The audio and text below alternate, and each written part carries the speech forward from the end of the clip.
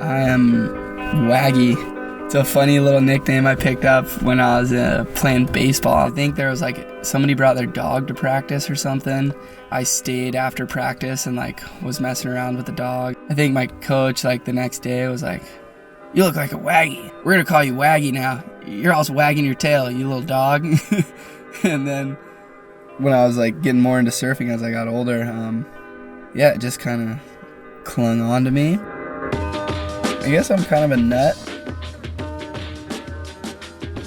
No cameras, no cameras. I like being weird and never taking things seriously. It's I kind of competed myself out as a kid, and so now when I surf, it's pure joy and expression. It's like being a painter or something, having a blank canvas.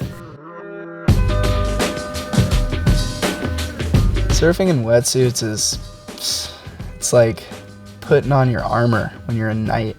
I'll wear booties at trestles when everyone's in short arms. I don't even care. It's the best thing ever. I still like surfing in board shorts, but I almost feel naked.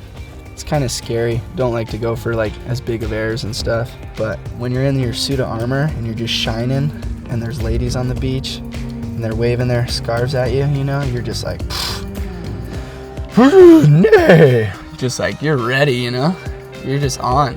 You got big brass balls and you're ready to do the biggest air in the world.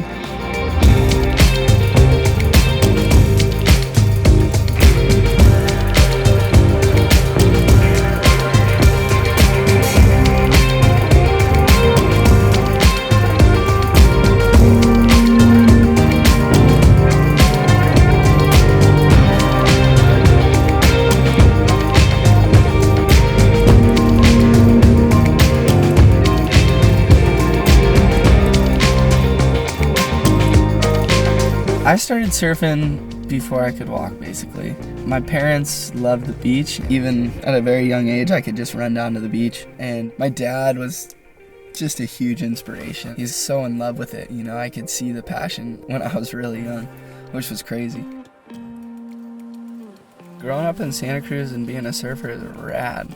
I got really fortunate when I met Willem Banks. He was always this little tight grom, little towhead just running around, and surfing with him is probably my biggest inspiration and pusher. We tend to push each other, just can you go bigger, can you get later drop or a crazier rotation. He's that pusher for me, he's almost like a brother.